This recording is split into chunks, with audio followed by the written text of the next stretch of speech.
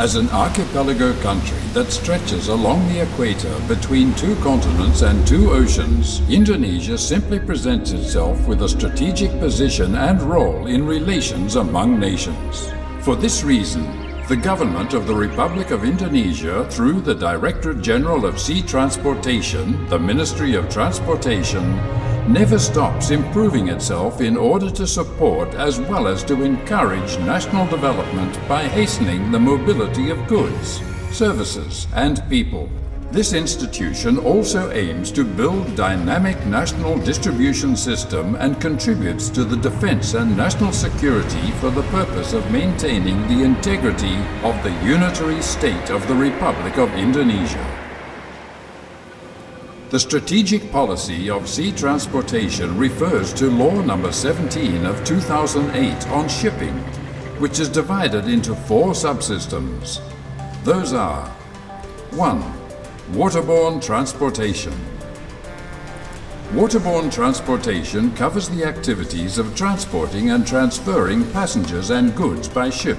The government is committed to constantly increase the number of the national fleet in order to serve the entire community of sea transportation users.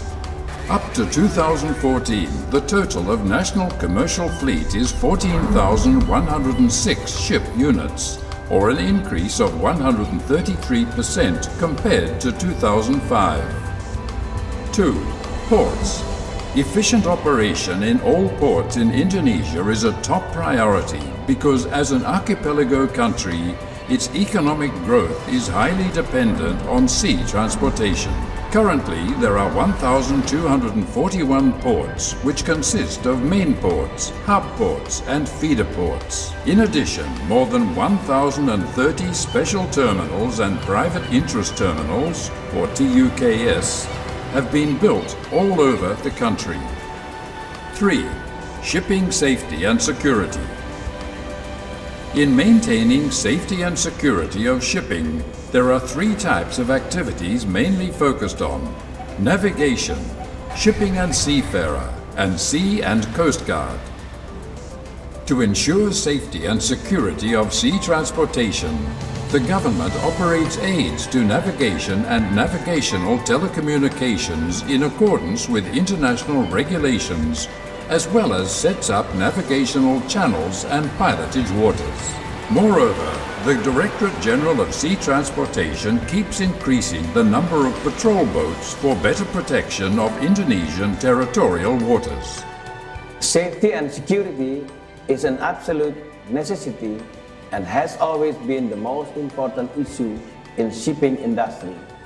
Therefore, it needs a cooperation of all stakeholders, either regulator, operator, as well as user of sea transportation. Maritime environment protection.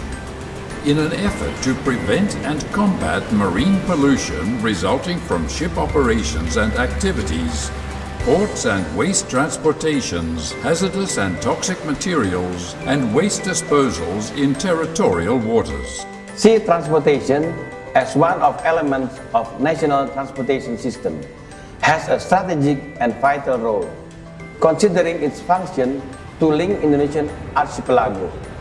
To that view, the Directorate General of Sea Transportation committed to develop connectivity among regions by providing regular and liner services of transport of passengers and cargoes in order to serve remote and less developed areas.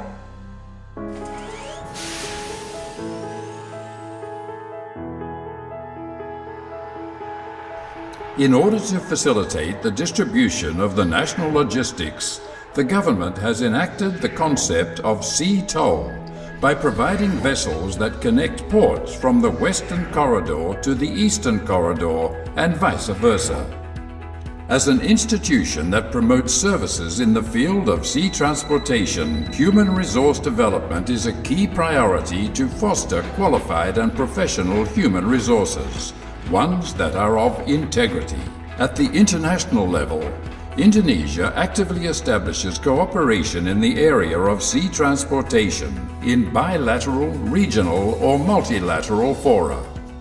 Since 1961, Indonesia has become a member to the International Maritime Organization, IMO, a specialized United Nations agency dealing with maritime issues. And for the umpteenth time, Indonesia was re-elected as the council member of IMO for the period 2013 to 2015 under Category C, along with other countries with special interest in sea transportation and reflection of geographically fair distribution of maritime representation. The sea is not an economic gateway per se. What we have to understand instead is that it also becomes an important part in the life cycle of human beings. The sea contains potencies of natural resources, remarkable energies, and tourism charms that provide substantial benefits to community, state, and nation. This is the role of the Directorate General of Sea Transportation, which constantly seeks to make positive contributions to society in order to make Indonesia as a leading and strong maritime country in the world. It is also the role of the Directorate General of Sea Transportation to make sea transportation as a main pillar which drives national economy. So, let us all together bring up the maritime-minded generations for a great maritime nation.